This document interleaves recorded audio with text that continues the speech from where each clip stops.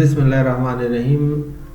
میں محمد نوفل صفوان آپ کے سامنے ایک نئی ویڈیو لے کے حاضر ہوں، اور جیسا کہ آپ جانتے ہیں کہ یہ ایک بہت ہی کنٹروورشل ٹاپک ہے کہ اسلامک ڈیموکریسی آیا کہ ایگزسٹ کرتی بھی ہے یا یہ صرف زبردستی کا بنایا ہوا خاکہ ہے۔ کیا اسلام کے اندر ڈیموکریسی ہے کہ بادشاہت ہے، اور بادشاہت سے مراد یہ کہ کیا خلافت جو خلیفہ ہوتا ہے وہ ایک بادشاہ کے طور پہ اپنے پاور کو ایکسرسائز کر سکتا ہے، یا وہ بھی جو ہے وہ ڈیموکریٹک سانچے کے اندر رہتے ہوئے کام کر سکتا ہے۔ تو پھر کیا آج کے دور میں اگر خلیفہ جو ہے وہ ایک بادشاہ کا ہی جو ہے وہ ایک اپ گریڈڈ یا ڈاؤن گریڈڈ جو ہے وہ ورژن ہے، تو پھر کیا اسلامک ورلڈ کے اندر یا اسلامک دنیا کے اندر ڈیموکریسی کا کوئی کانسیپٹ نہیں ہے، ڈیموکریسی کی کوئی گنجائش نہیں ہے؟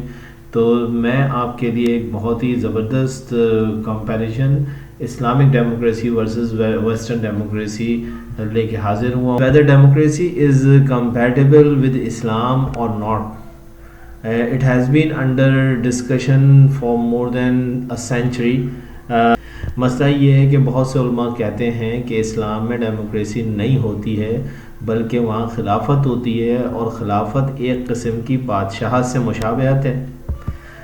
تب سوال یہ پیدا ہوتا ہے کہ شورا کا مقصد کیا ہے، اور کیا وہ جمہوریت کی بہترین شکل نہیں جو کہ 1400 سال پہلے اسلام نے دنیا کو دکھائی؟ جناب، ویسٹرن ڈیموکریسی بھی شورا کا ہی تو کانسیپٹ ہے، جس کے اندر آپ پوری کے پوری ریاست کے لوگوں سے ووٹ لیتے ہیں، ریاست کے لوگوں سے جو ہے وہ مشورہ لیتے ہیں۔ اسلامک فارم آف ڈیموکریسی کے اندر بھی تو یہی کانسیپٹ ہے۔ چلیں آگے چلتے ہیں۔ کہتا ہے کہ democracy is all about equality, nobody is queen اور king, all are equal, and it is the core message of Islam as well. اسلام تو لے کے ہی یہی خاکہ آیا تھا کہ نہ عربی کو عجمی پہ نہ عجمی کو عربی پہ کوئی فوقیت ہے۔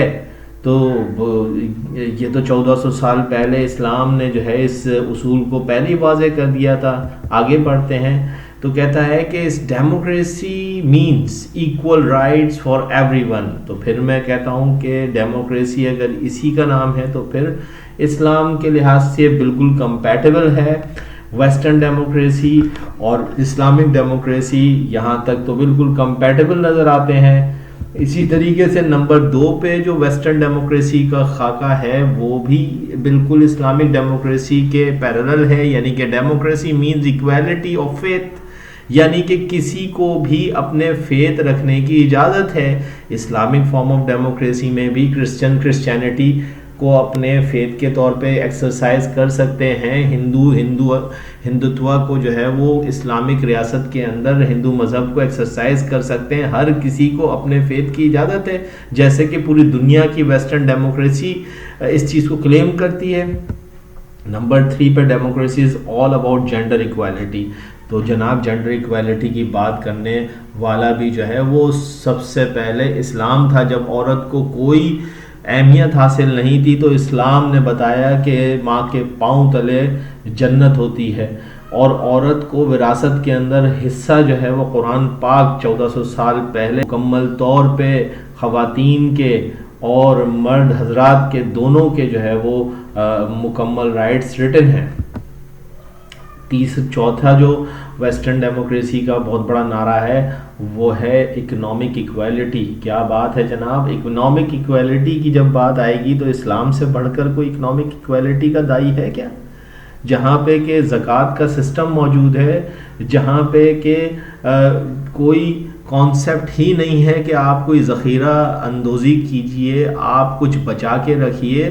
اسلام کا تو کانسیپٹ ہی یہ ہے کہ جو تمہارے ضرورت سے زیادہ ہے وہ تمہارا نہیں ہے، اس کو بانٹ دو لوگوں میں۔ کل کا مت سوچو، کل کا کل دیکھا جائے گا۔ آج کا تم نے کھانا کھا لیا، اللہ کا شکر ادا کرو، رزق دینے والی اللہ کی ذات ہے۔ اکنامک ایکویلٹی کا جو دعویٰ، اکنامک ایکویلٹی کا جو پڑھاوا نبی پاک صلی اللہ علیہ وسلم نے ریاست مدینہ کے اندر دیا، اس سے بہتر تو کوئی اور ہو نہیں سکتا۔ اسلام کو آپ مذہب کے طور پہ کیوں دیکھتے ہیں؟ اسلام تو پورا کا پورا زندگی گزارنے کا ایک طریقہ ہے، چاہے وہ ایک انڈیویجول کے رائٹس ہوں مسلم سوسائٹی کے اندر، یا کلیکٹیولی کسی فیملی یا کسی جو ہے وہ خاندان یا کسی قبیلے کے رائٹس کی بات ہو۔ آج پاکستان کی جمہوریت دراصل انہی اصولوں سے رہنمائی حاصل کرتی ہے، اور دنیا کو ہم بتا سکتے ہیں کہ اسلام ایک مکمل جمہوری خاکہ فراہم کرتا ہے اور مکمل گنجائش رکھتا ہے جمہوری طرز حکومت کی۔ The Holy Prophet, peace be upon him, established a state at Medina of a unique type based on، اور وہ کیا بیس تھے سن لیجئے۔ نمبر 1 کنسلٹیشن، شورا جسے ہم شورا کہتے ہیں۔ نمبر 2 جسٹس جسے ہم انصاف کے طور پہ کہتے ہیں۔ نمبر 3 ایکویلٹی اینڈ ایکویٹی، اور نمبر 4 اکاؤنٹیبلٹی جسے ہم احتساب کہتے ہیں۔ آج 1400 سال بعد بھی جمہوریت کے جو لیڈنگ پرنسپلز ہیں وہ یہی 4 پرنسپلز ہیں، جن کو کہ آج 1400 سال پہلے ہمارے لیڈر محمد عربی محمد مصطفیٰ صلی اللہ علیہ وآلہ وسلم نے بیان کر دیا تھا، اور اسی کی بنیاد پہ انہوں نے اپنی ریاست کی بنیاد رکھی اور اس ریاست کو چلا کے دکھایا۔ سوال یہ پیدا ہوتا ہے کہ ویسٹرن فارم آف ڈیموکریسی میں البتہ صرف اکثریت کو فیصلے کو اہمیت حاصل ہے۔ اب جو فرق یہاں پہ رہ جاتا ہے، تھوڑا بہت تو فرق ہے، وہ فرق بھی ہم جان لیتے ہیں کہ وہ فرق کیا ہے۔ وہ فرق یہ ہے کہ ویسٹرن فارم آف ڈیموکریسی میں البتہ صرف اکثریت کے فیصلے کو اہمیت حاصل ہے۔ پاکستان کے اندر بھی اگر کوئی قانون بنتا ہے تو اکثریت سے ہی بنتا ہے، 2/3 میجورٹی سے ہی کانسٹیٹیوشن میں امینڈمنٹ ہو سکتی ہے۔ اکثریت کی بات تو پاکستان کے قانون میں بھی ہے، لیکن کیا پھر میں کہنا چاہ رہا ہوں، آپ کیا سمجھنا نہیں چاہ رہے ہیں، ذرا غور کیجئے گا۔ مثلاً اگر اکثریت کہے کہ سیم سیکس میرج جائز ہے، تو ویسٹرن فارم آف ڈیموکریسی میں اس کی گنجائش ہے کہ وہ ایسی قانون سازی کر سکتی ہے، مگر کیونکہ اسلام اور قرآن ایسی چیزوں کی اجازت نہیں دیتا، چنانچہ اگر پاکستان کی پوری قومی اسمبلی اور سینٹ سیم سیکس میرج کے حق میں ووٹ دے بھی دیں تو بھی یہ قانون سازی نہیں ہو سکے گی، کیونکہ یہ اسلام کے منافی ہے، اور ہمارا آئین اس بات کی اجازت نہیں دیتا 1973 کا۔ اور کیوں نہیں دیتا، اس کو اگر ہم چاہیں تو مزید کچھ اس طرح سے سمجھ سکتے ہیں کہ پاکستان کے آئین کی اساس یعنی پری ایمبل آبجیکٹیو ریزولوشن ہے۔ آبجیکٹیو ریزولوشن ایک ایسا آئین تھا جو کہ جب پاکستان کے پاس آئین نہیں بنا تھا شروع کے ابتدائی سالوں میں، تو آبجیکٹیو ریزولوشن کے ذریعے سے پاکستان کی حکومت کو یا ریاست کو کافی حد تک چلایا گیا، اور اس وقت کے موجودہ آئین کی یہ بیس ہے، پری ایمبل ہے، اور اس کے بنا پاکستان کا آئین ادھورا ہے۔ اور اس کے کچھ مین پوائنٹس ہیں، وہ میں یہاں پہ ڈسکس کر لیتا ہوں۔ حاکمیت اعلیٰ اللہ کی ہوگی۔ اسلام کے فارم آف ڈیموکریسی کے اندر، چاہے یہ پاکستان کی بات ہی نہیں بلکہ کہیں پہ بھی اگر آپ اسلام کی ڈیموکریسی کی بات کریں گے تو یاد رکھیے گا کہ اللہ کا یہ دنیا اللہ نے بنائی ہے، اور یہاں پہ حاکم اللہ ہی ہے، اور اللہ کا قانون یعنی قرآن کا ہی جو ہے وہ بالادستی رہے گی، اور شریعت کو ہمیشہ سب سے عظیم سمجھا جائے گا۔ یہ میں آبجیکٹیو ریزولوشن کے کچھ پوائنٹس کو بھی یہاں پہ بیان کرتا جا رہا ہوں۔ انسان اللہ کا نائب ہے، اور وہ اللہ کے دیے ہوئے اختیارات کو استعمال کر سکتا ہے۔ اللہ تو حاکم ہے، لیکن اس نے انسان کو یہاں زمین کے اوپر جو ہے وہ اپنا نائب بنا رکھا ہے، اور اس نے اپنے اختیارات دے دیے ہیں تاکہ وہ زمین پہ رہنے والے لوگوں کی فلاح کے لیے ان کو استعمال کر سکے۔ مگر کوئی بھی قانون اللہ یعنی قرآن کے حکم کے منافی نہیں ہوگا۔